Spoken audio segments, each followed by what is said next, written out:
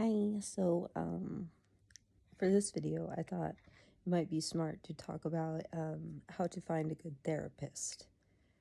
Since I talked about going to the mental hospital in the last one, because if you need to go to the mental hospital, your next step is going to be getting a therapist.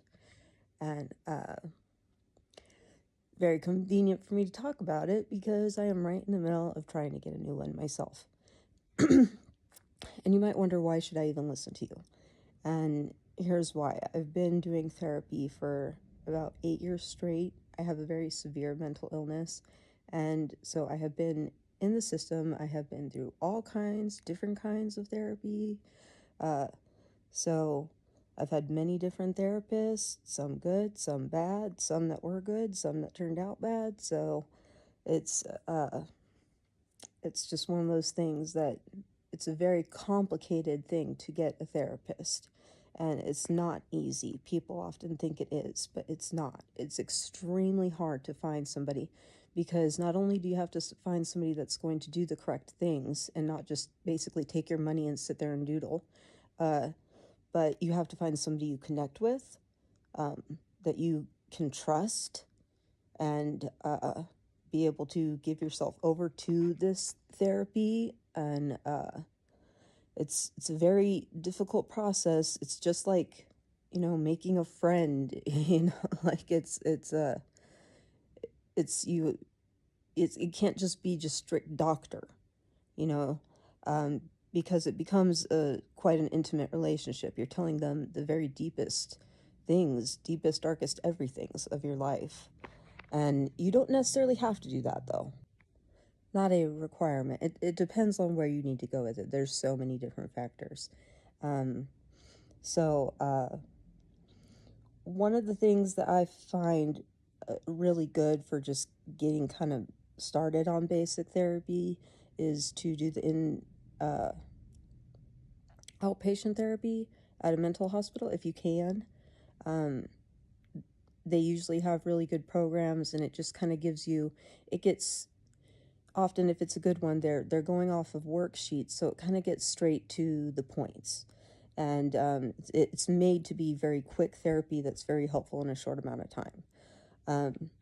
So it can usually be a good place to start, but especially if you're just having things like depression, anxiety, kind of like, I'm not saying that those aren't the worst, because they are, but I'm just saying, like, if you're not having something way more complex going on, like a personality disorder. So a lot of times those can kind of take care of it and teach you all the tools to walk out of there okay. Sorry, my camera is shaking. I'm out in my living room and it's really cold because we don't have heat in our house. My house is a whole situation, which I'll explain in a video one time. But so hold on one second. Somebody's coming. Sorry about that. I live with my parents because they both have dementia, and well, so it might happen a few more times. So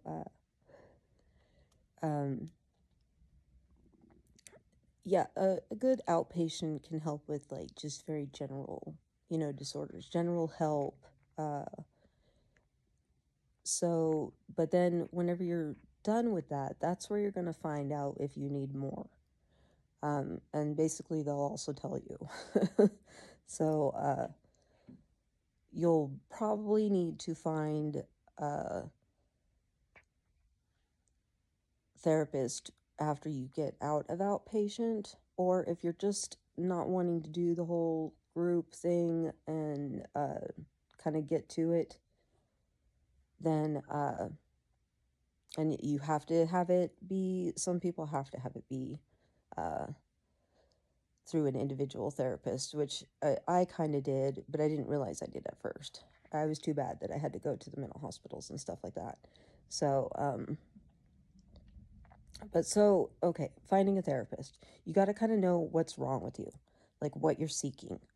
And you might not fully know, so you might want to if you don't have a clue, then you want to just start with like a general one that does things like CBD, or sorry, not CBD, CBT,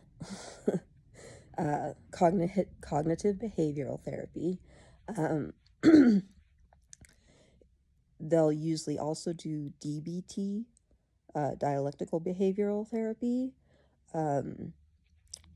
Usually mindfulness. Mindfulness is a really big thing right now, and it is definitely one of the very first key steps. So you're going to want to look for people that like focus that on stuff like that for general. And or try and find what you need specifically if you basically already know or think you have a clue. Because if you do have it and then you go to them, then they'll give you a diagnosis. If you don't, then you don't get the diagnosis, and then you got to find out what actually is going on. So here's where it becomes a really hard part for me, because I have, and this is kind of what I'm focusing my vlogs on, is to help people like me, hopefully through the hashtags, is I have a DID, which used to be called multiple personality disorder, but it's not anymore. The reason why is because it's not like, that makes it sound a lot more intense, and that's not exactly what's going on in the brain.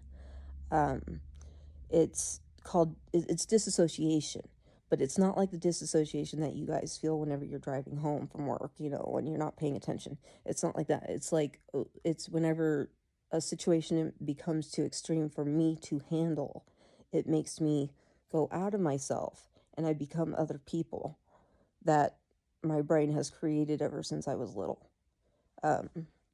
So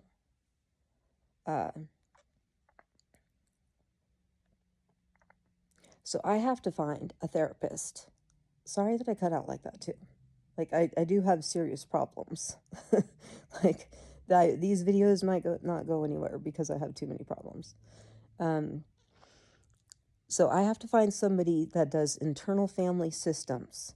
If you have DID and you're seeking a therapist, find somebody that does internal family systems. Now, unfortunately, it's kind of become a generalized thing because they've realized that everybody has parts of themselves. And so, it's called parts therapy. That's another thing you can look up, people that do parts therapy. But so it's kind of become a catch-all, a general one. And but it's a good place to start. And it's probably the best place to start, because if you have DID, it's probably going to be very hard for you to find a DID therapist. I live in Las Vegas, and there's like none. There's a handful, I guess. And so I guess here we'll get into our next subject, good therapist or a bad therapist. So I've had many, many bad therapists.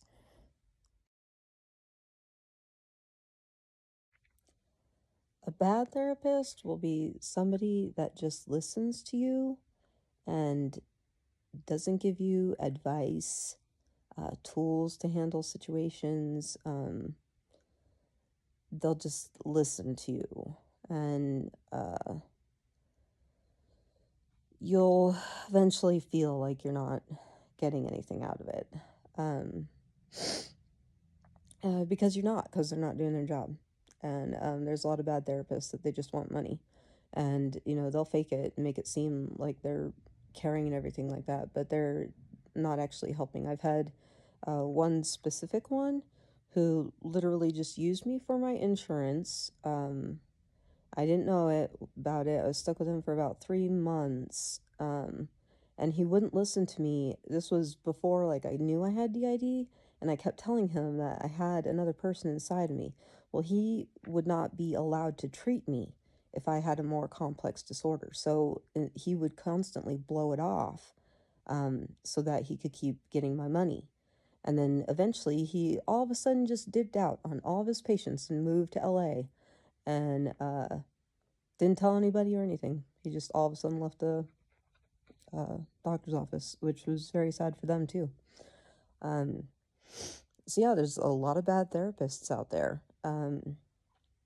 There's some that'll just believe anything immediately. You need somebody that can be a little bit discerning, and really watch your behavior and be able to tell you what's going on and be able to tell you uncomfortable things.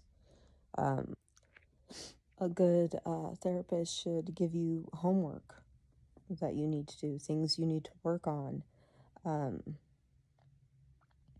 While you're doing therapy, you should really be writing things down, so that you can make sure you go back and reference all the advice and you can really ingrain it. Because kind of what you're doing in therapy for a lot of people is you're kind of going over and over these same traumatic issues. Trauma kind of goes around in loops. And so your therapist will basically, their job is to give you the proper advice and encouragement. The thing is that they'll be repeating this stuff to you over and over again, because it takes a while sometimes for the brain to really sink in, especially, deep, difficult advice. So they're just going to be repeating these things to you. And pretty soon what will happen is then your brain will start thinking like them telling you. So then whenever you come on a situation, you can be like, oh, I know what this feeling is. It's this. My therapist has taught me this, and this is what they would say to do. And that's kind of the goal, where you want to get to.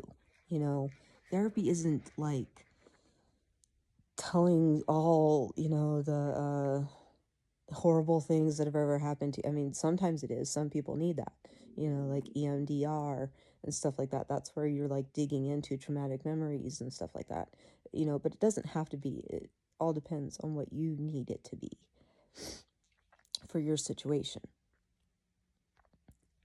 And know that even if you're with a therapist for a long time, it might, it might just quit really going so well, even if they've been a really great therapist. Like me, I had a really great therapist. I think I was with him for about 2 years.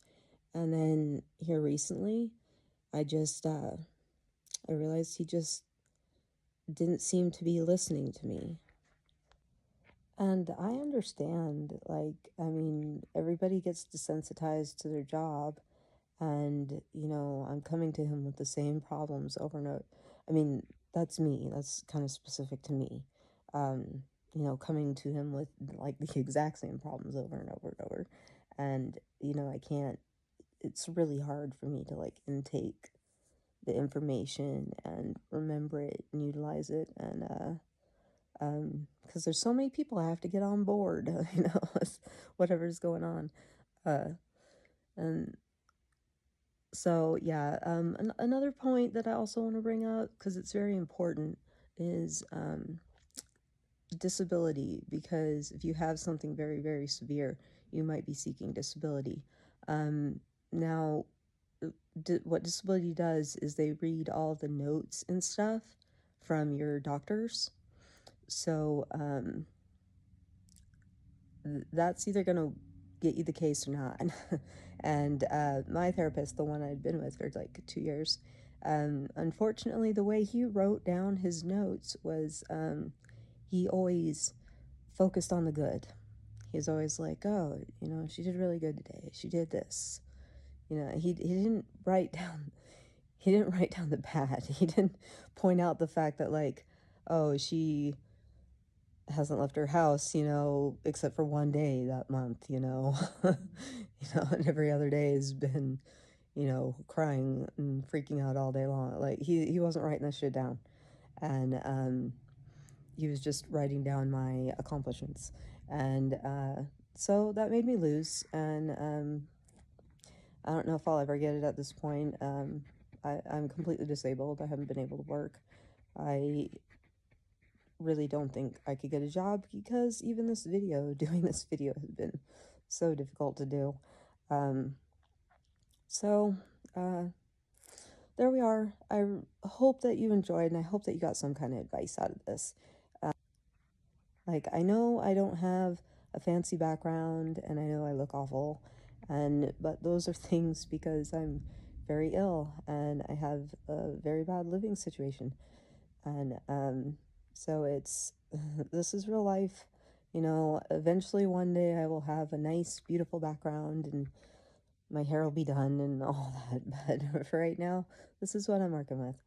And so I hope you can just look past that, listen to the advice. Um, Let me know if you have any questions or if there's any other topics I should have brought up, if I got anything wrong. You know, that would be different to your experience. I mean, we're all just trying to help each other get better help. So thank you very much.